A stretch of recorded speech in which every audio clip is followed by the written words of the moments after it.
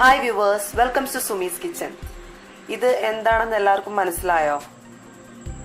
നമ്മുടെ കർക്കിടക മാസത്തിലെ ഇടിവെട്ടലിൽ ഉണ്ടാവണ മുളയ്ക്കണ കൂണുകളാണിത്. ഇത് എൻ്റെ അടുത്ത വീട്ടിൽ ഉണ്ടായ കൂണാണ്. ഞാനിപ്പോൾ ഇന്ന് നിങ്ങൾക്ക് ഒരു കൂൺ റോസ്റ്റ് തയ്യാറാക്കാൻ കാണിച്ചു തരാമെന്ന് വിചാരിച്ചു. ശരിക്കും പറഞ്ഞാൽ നമ്മുടെ ഈ നാച്ചുറലായിട്ട് ഉണ്ടാവണ ഈ കൂണിനാണ് നമ്മൾ ഉണ്ടാക്കിയെടുക്കുന്ന കൂണിനേക്കാളും വളരെ ടേസ്റ്റ്. ഇത് ഒരു പ്രാവശ്യം കഴിച്ചവർക്ക് പിന്നെയും ആ ടേസ്റ്റ് നാവിന്ന് മാറില്ല. ഇത് നമ്മുടെ കൂൺ നന്നായിട്ട് വൃത്തിയാക്കി കഴുകി റെഡി ആയിട്ടുണ്ട്. അത് ഇപ്പം ഏകദേശം ഒരു 250 ഗ്രാം കൂൺ ഉണ്ടാവും. അതിന് വേണ്ട സാധനങ്ങളാണ് ഞാനിവിടെ പറയാൻ പോകുന്നത്. ഒരു സവാള ചെറുതായിട്ട് അരിഞ്ഞത്, വെളുത്തുള്ളി, ഒരു മുഴുവൻ വെളുത്തുള്ളിയുടെ അല്ലികളെല്ലാം ഉണ്ട്. ഞാനിത് അരിഞ്ഞിട്ടൊന്നുമില്ല, അങ്ങനെ തന്നെ ഇട്ടേക്കുന്നത്. ഇഞ്ചി, പച്ചമുളക് ഒരു 5 പച്ചമുളക്, ഇഞ്ചി ഒരു വലിയ കഷ്ണം ഇഞ്ചി നീളത്തിൽ അരിഞ്ഞിരിക്കുന്നു, ഒരു പകുതി തക്കാളി ചെറുതായിട്ട് അരിഞ്ഞത്, മുളക് പൊടി 1.5 ടീസ്പൂൺ മുളക് പൊടി, 1/4 ടീസ്പൂൺ മഞ്ഞൾപ്പൊടി ഇട്ടാണ് നമ്മൾ വൃത്തിയാക്കിയിരിക്കുന്നത്, അതുകൊണ്ട് മഞ്ഞൾപ്പൊടി കുറച്ച് മതി. പിന്നെ വേപ്പില. ഇനി നമുക്ക് തയ്യാറാക്കുന്ന എങ്ങനെയാണെന്നാണ് ഞാൻ പറയുന്നത്. നമ്മുടെ ചട്ടി വെച്ചിട്ടുണ്ട്, അത് നന്നായി ചൂടായി.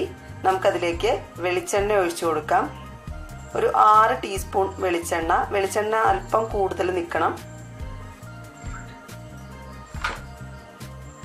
സവാള,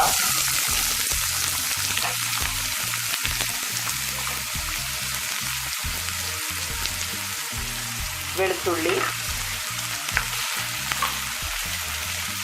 ഇഞ്ചി, പച്ചമുളക് എന്നിവയിട്ട് നന്നായിട്ടൊന്ന് വഴറ്റാം.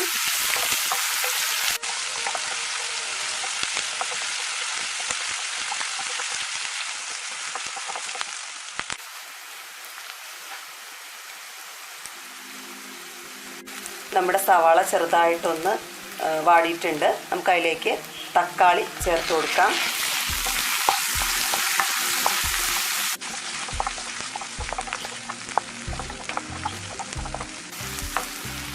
ഇനി വേപ്പിലയും പൊടികളും ചേർത്ത് കൊടുക്കാം.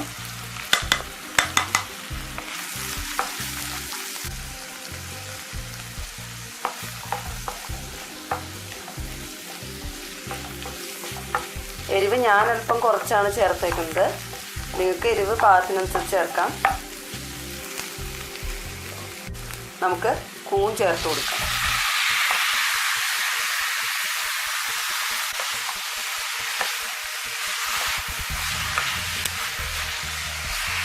നന്നായിട്ട് ഇളക്കി യോജിപ്പിക്കാം.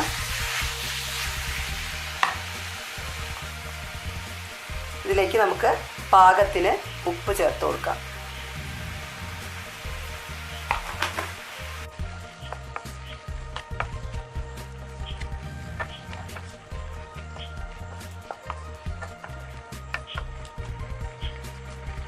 ഇനി നമുക്ക് മൂടി വെച്ച് വേവിക്കാം.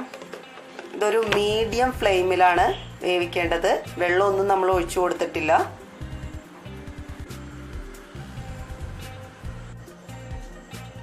നമ്മളിപ്പം ഫ്ലെയിം ഓൺ ചെയ്തിട്ട് ഒരു 3 മിനിറ്റ് കഴിഞ്ഞു.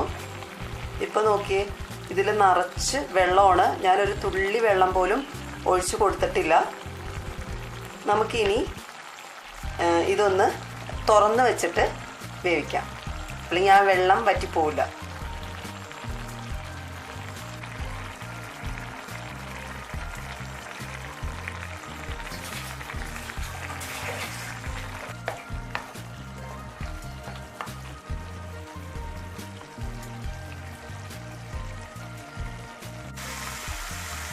അപ്പോൾ നമ്മുടെ കൂൺ റോസ്റ്റ് ഏകദേശം റെഡിയായി കഴിഞ്ഞു.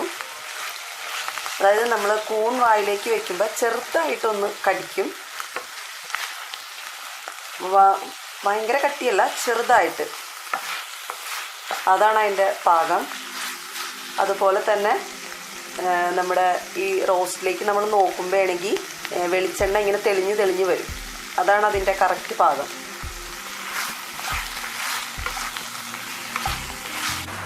നിങ്ങൾക്കിപ്പോൾ കാണാൻ പറ്റുന്നുണ്ടാവും വെളിച്ചെണ്ണ ഇങ്ങനെ ഊറി ഊറി വരുന്നത്.